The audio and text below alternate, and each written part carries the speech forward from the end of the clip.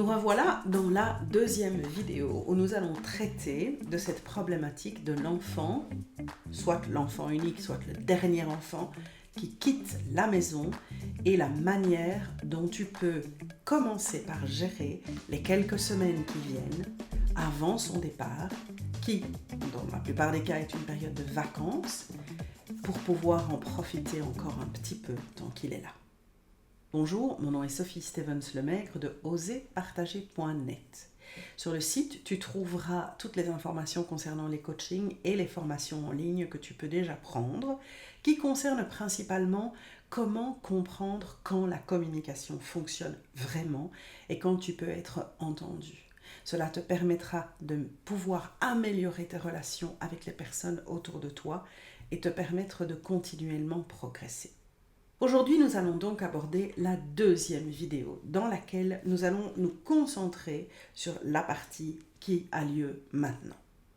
Cette partie, elle commence durant la période de transition entre la fin des études de ton enfant et le moment où il va effectivement quitter la maison parce qu'il part à l'étranger, parce qu'il va commencer des études supérieures, des études universitaires, parce qu'il a décidé que sa prochaine étape ne se ferait pas dans l'espace dans lequel vous vivez et qu'il quitte donc la maison. Tu redoutes son départ, tu redoutes le vide que cela va provoquer et tu es déjà anxieuse aujourd'hui par rapport à ça.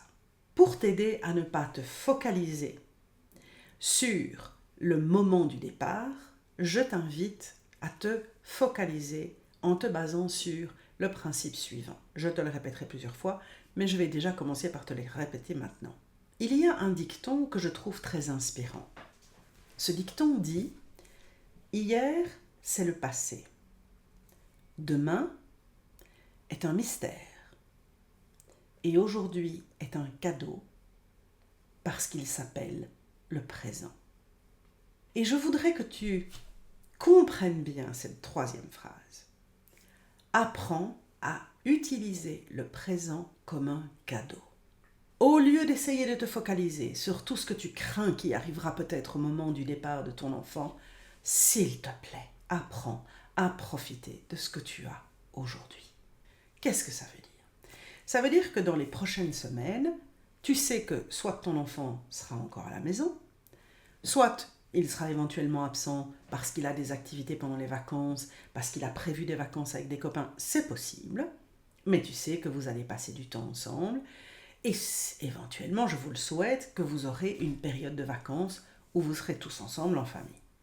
Plutôt que de laisser les choses se faire comme elles l'ont toujours fait, parce que justement nous sommes dans une année un peu particulière et parce que tu sais qu'après les choses vont de toute façon changer, ce que je t'invite à faire cette semaine-ci, c'est à essayer de réfléchir à tout ce que tu aimes faire avec cet enfant.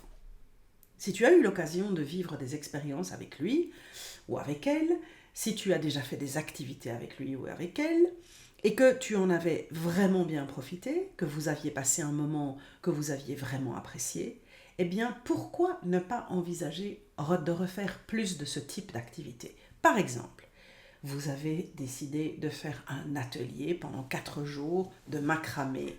Vous avez décidé de suivre une formation de peinture. Et vous aviez pris un cours qui avait duré pendant 3 mois. Pourquoi ne pas faire un stage de peinture pendant 1 semaine? Vous aviez décidé d'aller visiter des musées parce que ton enfant avait exprimé que subitement il ou elle était intéressé par l'art nouveau ou que sais-je. Et tu te rends compte qu'il y a la possibilité de faire une promenade art nouveau dans la ville dans laquelle tu habites ou dans une autre ville. Et cela vous permettrait d'avoir une activité, peut-être 1 ou 2 journées, on fait une escapade, on s'installe quelque part, on prend une nuit à l'hôtel et on fait quelque chose en commun. C'est le moment idéal pour le faire.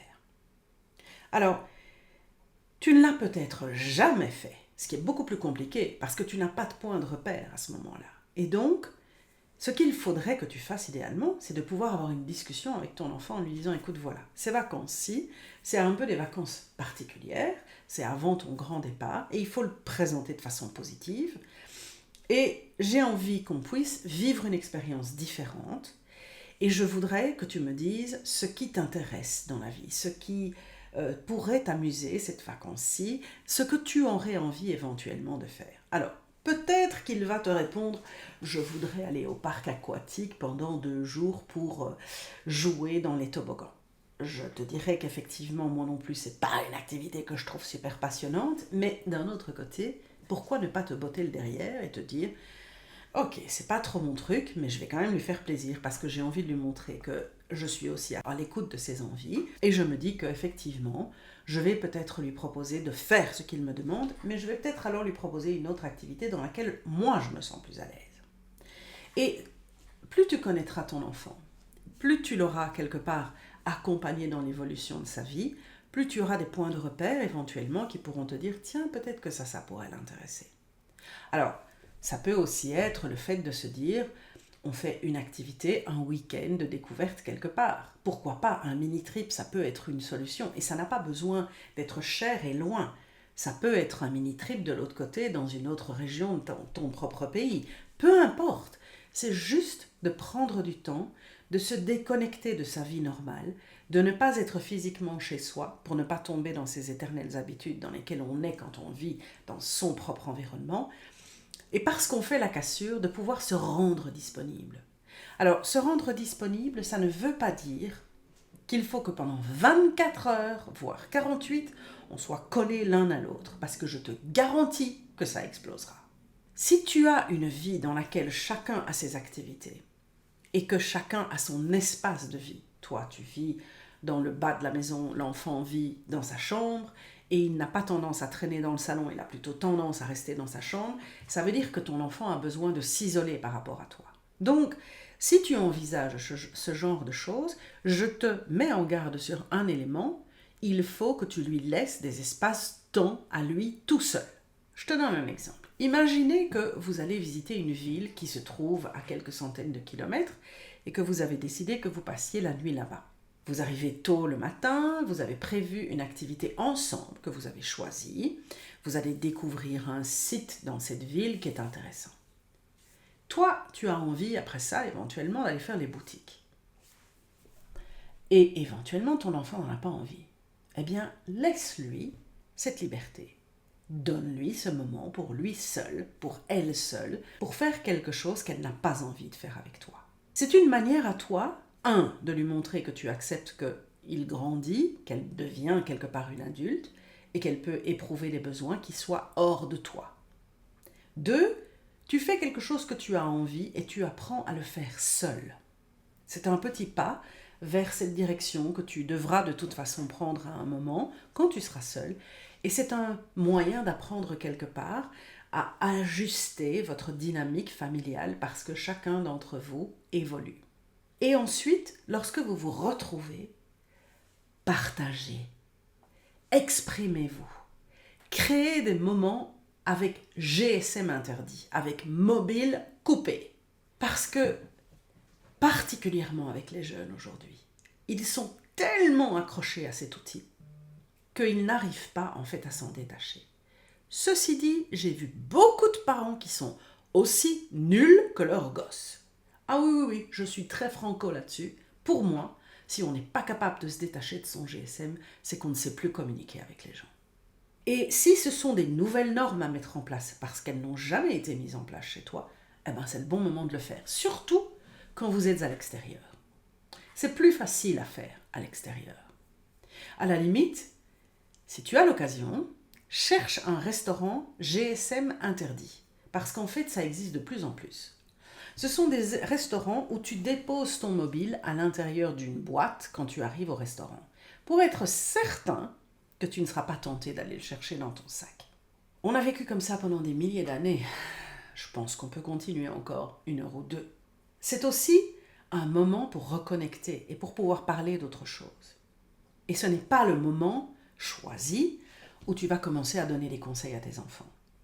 C'est le moment choisi pour les écouter te parler de leurs anxiétés, de leurs craintes, de leurs nouvelles passions, de ce qui les motive et de tout ce qui fait que eux sont certainement anxieux de ce départ.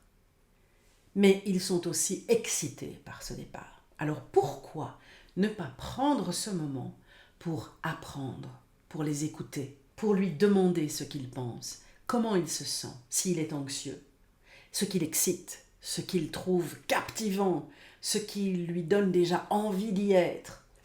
Parce que comme ça, non seulement tu fais un exercice qui est bon pour toi, c'est que tu apprends à écouter et tu vois ce qui le motive, voire éventuellement là où les anxiétés pourraient arriver. Ça te permettra d'être prévenu et d'être attentive à ces détails-là au moment où l'enfant ne sera plus là. Mais ça te permet aussi de voir quel est son niveau d'excitation, son niveau d'envie.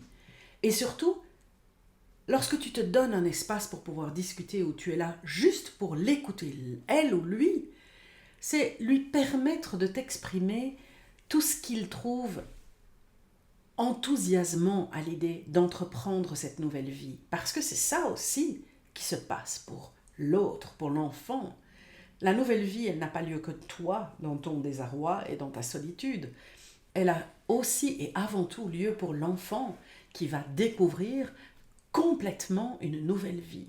Tu pourras éventuellement avoir une discussion sur certaines choses dont tu as envie de le mettre en garde. Mais peut-être que l'enfant refusera d'avoir ce type de discussion. Alors, je t'invite à faire quelque chose de très utile. Et pourquoi est-ce que je sais que c'est très utile ? C'est parce que je l'ai déjà fait plusieurs fois. Et parce que je sais que ça fonctionne très bien. En tant que maman ou papa, tu as envie de mettre tes enfants en garde. Tu as envie de leur rappeler certaines règles qui te rassurent, toi. Eux, ils n'ont peut-être pas du tout envie de les entendre parce qu'ils savent que tu as raison, mais ils ne veulent juste pas en être conscients. Et souvent, ce type de discussion mène à un débat qui devient houleux, voire l'enfant s'en va parce qu'il en a ras-le-bol de t'écouter. Cette relation-là n'est pas bonne. Parce que de nouveau, c'est le parent qui s'impose à un enfant qui devient un adulte, et l'enfant qui devient un adulte, il a le droit de dire merde. Et il l'exprime malheureusement sans aucune difficulté la plupart du temps. Si tu as besoin de le faire, fais-le, mais fais-le autrement. Prends le temps dans les prochaines semaines d'écrire. Alors, ça peut être n'importe quoi. Ça peut être sur un tableau Excel, tu fais une liste de tous les points, parce que tu as un esprit super rationnel. Et donc, tu commences par faire la liste de tous les points qui te viennent en tête, et puis tu commences à compléter dans la case d'à côté tous les éléments qui te paraissent essentiels. C'est un document utile. Ce ne sera pas une longue discussion qui tournera de façon houleuse à une situation compliquée. Et surtout, et ça c'est très important, tu le reliras plusieurs fois. Tu reliras ce que tu as écrit. Et tu te rendras compte, si tu veux pouvoir avoir ce recul et ce respect, de la manière dont tu as phrasé les choses. Et puis tu vas modifier cela. Et tu te rendras compte que tu lui donnes une série d'informations utiles. Essaye de ne pas lui donner de conseils. La différence, elle est très importante. Quand tu parles de quelque chose, explique-lui pourquoi tu témoignes de cela et pourquoi pour toi c'est quelque chose qui te fait peur, t'inquiète ou que tu trouves importante. Mais ne joue pas le redresseur de tort, ne joue pas le conseiller. Parce que quand l'enfant devient un adulte, c'est cette partie-là qu'il ne supporte plus. Parce qu'il pense, il croit, il espère être suffisamment mature que pour pouvoir faire ses propres choix. Et ce que je te garantis, c'est que l'enfant le lira un jour. Il y reviendra peut-être parce qu'il gardera le document, tu lui auras éventuellement envoyé par email, comme ça au moins c'est pas un papier qui se perd.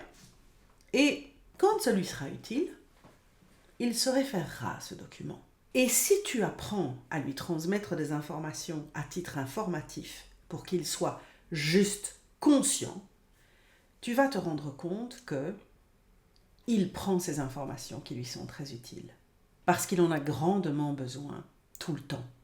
Donc, je te rassure, ton rôle est toujours essentiel, mais la manière dont tu prodigues les informations sera ou pas entendue.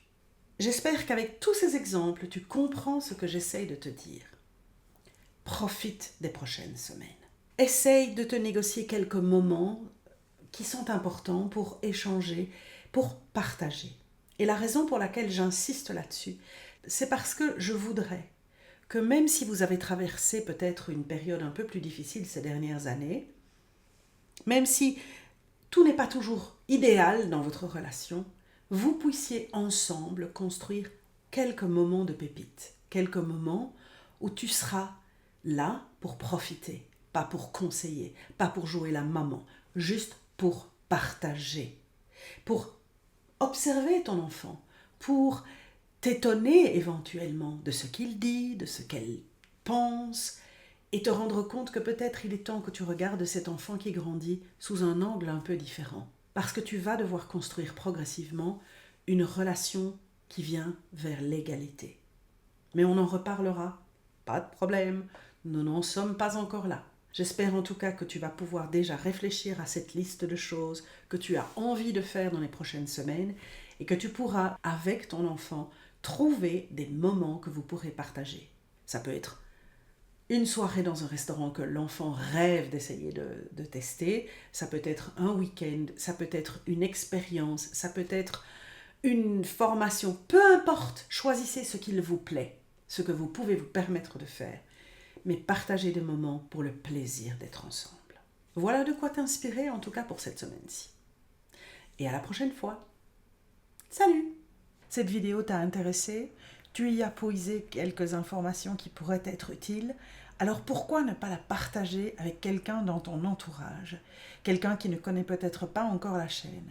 Et si tu veux en savoir plus et continuer à pouvoir quelque part t'informer, voire éventuellement apprendre, je t'invite à souscrire à cette chaîne et n'oublie pas de cliquer sur la petite cloche de manière à être averti chaque fois qu'il y a une nouvelle vidéo disponible. Tu vas me permettre de faire grandir cette chaîne et de pouvoir avoir un peu plus d'impact auprès de personnes qui ont vraiment besoin d'un peu de soutien. Merci beaucoup!